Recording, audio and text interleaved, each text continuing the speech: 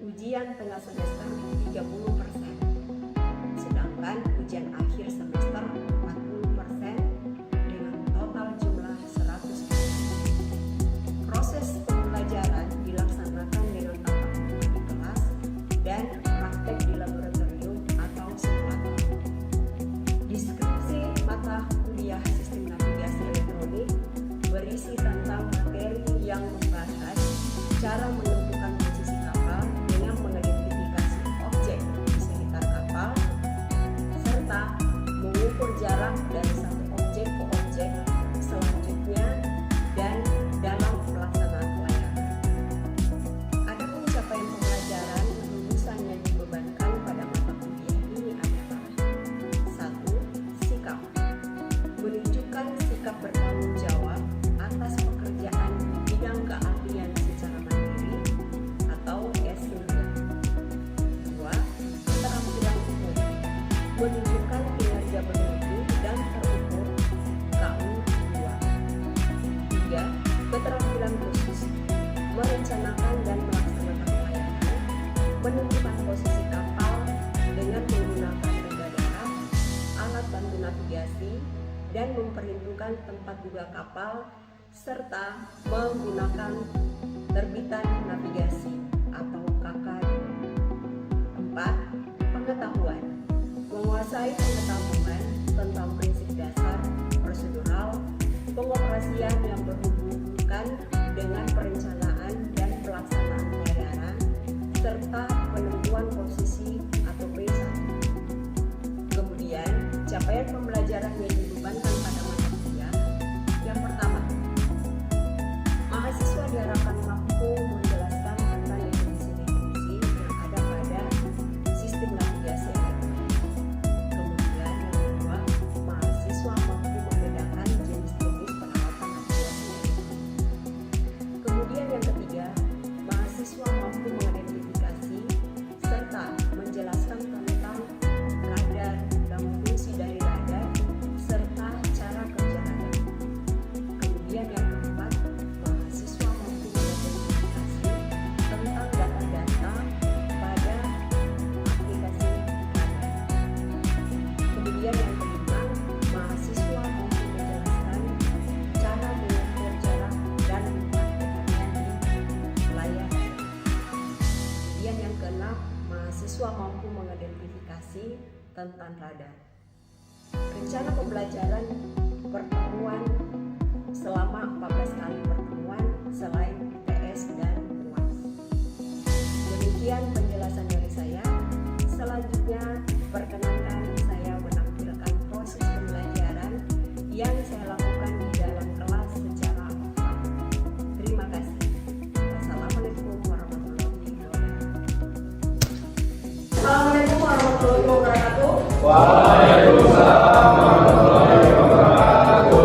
Selamat pagi. Pagi. Gimana, sehat? Alhamdulillah.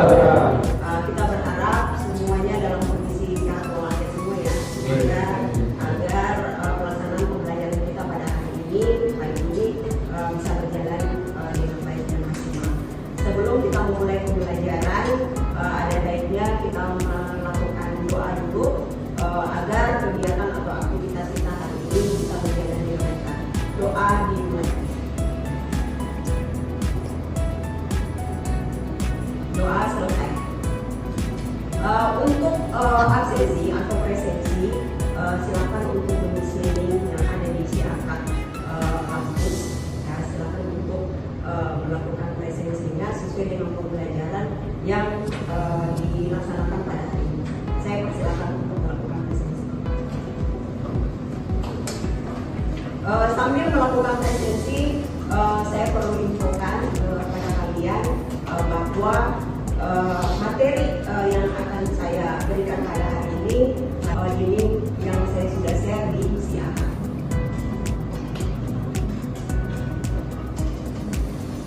Oke, baik, selesai. Sudah semua absensinya? Ya. Terima kasih. Baik, ini adalah pertemuan yang keempat. Pertemuan keempat minggu lalu saya sudah menjelaskan beberapa materi yang saya sampaikan. Tapi sebelumnya saya mungkin mereview dulu ya.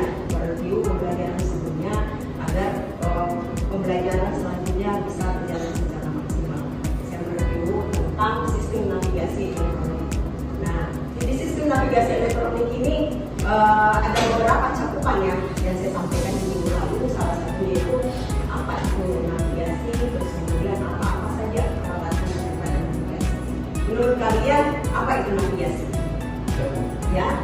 Navigasi adalah teknik atau metode membawa kapal dari suatu tempat ke tempat lain dengan aman, efektif, efisiensi, dan ekonomis. Iya, betul. Teknik membawa kapal dari tempat satu ke tempat yang lain. Ya, bahkan pun saat ini dikatakan itu berlayar itu bukan dikatakan berlayar lagi, tetapi bernavigasi namanya. Karena kenapa dikatakan bukan berlayar lagi? Karena sekarang kapal-kapal komersial ini sudah tidak menggunakan layar, jadi dikatakan adalah bernavigasi. Nah, seperti yang disampaikan teman tadi adalah berlayar dengan aman, efektif atau efisien, terus kemudian berlayar dengan ekonomi. Kalau berlayar dengan aman maksudnya apa itu? Ya?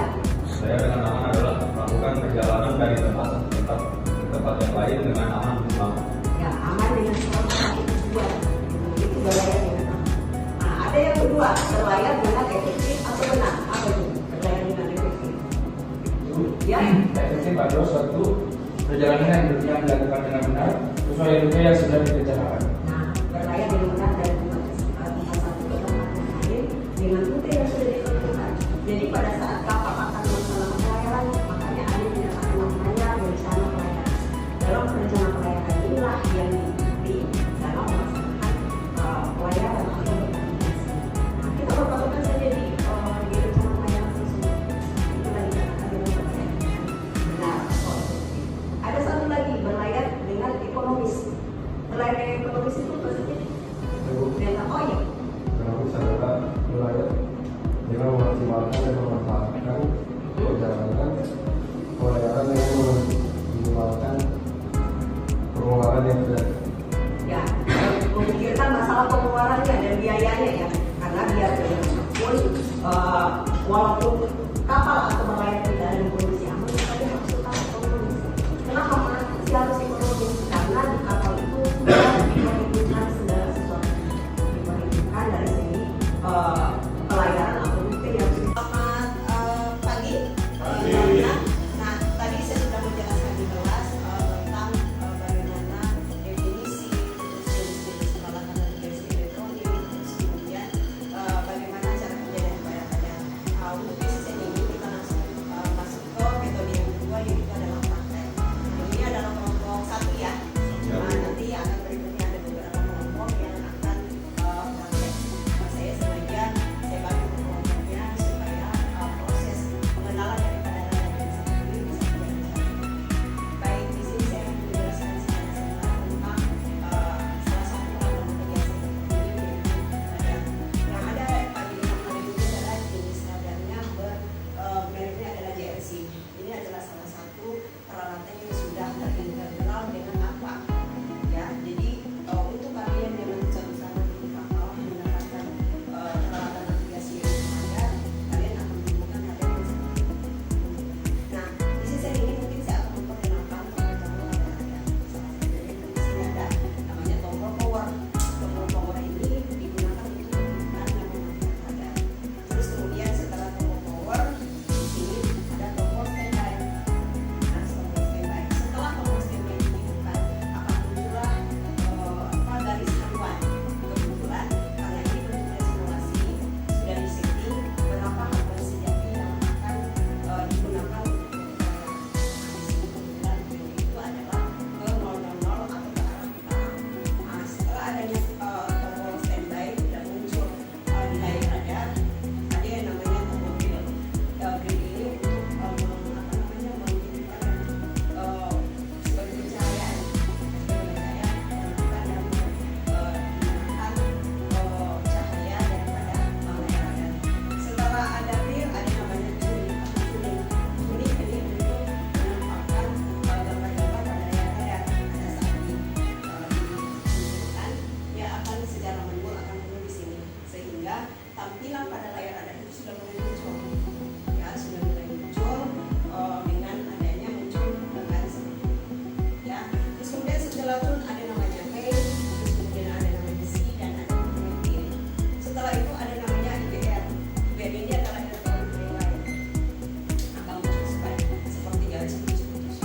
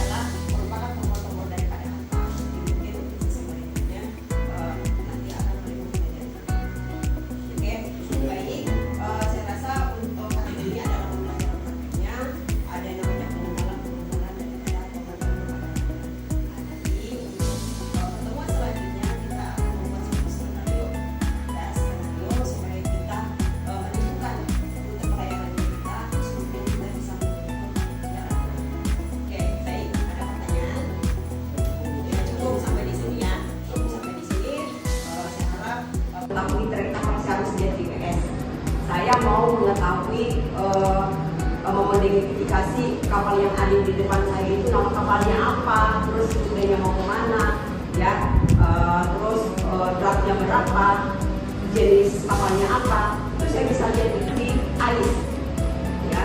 Jadi untuk sekarang untuk peralatan tersebut masih kurang, ya. Tapi kalau dikatakan bisa berintegrasi itu sangat bisa, ya. Itu kembali lagi ke pihak perusahaan yang memberikan fasilitas ke kapal tersebut agar peralatan-peralatan ini bisa tercampur. Jadi pada saat kita melakukan jaga, kita tinggal cuma satu monitor aja yang bisa kita lihat. Nah itu lebih membantu lagi ya, lebih membantu. Jadi kita nggak mesti harus pindah-pindah peralatan-peralatan biasa. Ya, jadi ada sebenarnya. Ya, oke, ada lagi? Ya. Ya, izin saya Bu, apa yang dilakukan officer kalau misalnya peralatan navigasi di kapal itu lagi error atau misalnya terjadi blackout? Kalau misalnya terjadi blackout, kan di kapal itu ada mati lampu, ada atau blackout. Itu yang kalian rasakan beberapa hari ini ya, blackout terus. Nah, jadi di atas kapal makanya saya katakan tadi ada peralatan navigasi konvensional dan ada peralatan navigasi elektronik. Jadi ada dua. Sebelum adanya peralatan navigasi elektronik ini, sebelum itu ada konvensional. Jadi ada plan A dan ada plan B. Kalau peralatan navigasi elektronik ini tidak bisa digunakan, maka kita beralih ke peralatan navigasi konvensional. Contoh misalnya lagi ada blackout, aduh saya tidak bisa melihat eklis misalnya. Eklis itu kan peta elektronik yang artinya saya harus melihat di peta kertasnya yang konvensionalnya. Aduh radar saya tidak bisa digunakan, saya tidak bisa mengidentifikasi objek. Saya beralih ke yang konvensionalnya apa? Teropong. Dari teropong itu kita bisa membantu melihat panjang, minimal jarak pandangnya bisa lebih kelihatan, gitu ya. Terus kemudian ada GPS juga lagi blackout lagi. Kita bisa melihat kompas, ada kompas hero dan ada kompas, gitu ya. Jadi kalau terjadi blackout, kita upayakan untuk menggunakan peralatan navigasi yang secara konvensional, gitu ya.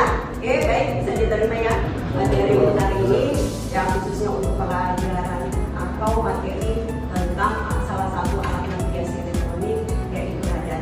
Jadi dari pembelajaran kita pada hari ini saya bisa simpulkan bahwa radar kapal adalah alat navigasi elektronik untuk navigasi dan keselamatan di laut, memungkinkan untuk mendeteksi objek secara cepat dan akurat. Terus kemudian yang kedua, perkembangan teknologi radar terus meningkat, kemampuannya ke andalan sistemnya menjadikannya suatu kunci ya untuk operasi kapal modern yang terintegrasi dengan sistem navigasi lainnya. Jadi dari kesimpulan ini, dengan adanya radar ini sangat bermanfaat khususnya untuk para officer, dan ini adalah merupakan alat bantu yang bisa digunakan pada saat kita bernavigasi. Dan kemudian harapannya adalah untuk saat ini peralatan navigasi elektronik radar di atas kapal, semua kapal itu sudah memiliki integrasinya, ya, secara itu lebih memudahkan lagi para officer di dalam penggunaannya. Seperti tadi ya yang disampaikan oleh Susilo, ada yang dari itu kita berharapnya seperti itu supaya lebih memudahkan kita, terutama pada saat bernavigasi. Gitu ya. Baik, mungkin untuk hari ini cukup sampai di sini pembelajaran sistem navigasi elektronik. Kita bertemu lagi minggu depan. Ya harap semua materi yang saya sampaikan pada hari ini bisa kalian terima. Ya, minggu depan saya akan mereview kembali, dan materi yang saya share tadi silakan untuk direview kembali setelah kalian keluar dari kelas. Baik, saya akhiri ya. Terima kasih untuk pertemuan hari ini. Saya ucapkan wassalamualaikum warahmatullahi wabarakatuh dan selamat pagi. Waalaikumsalam.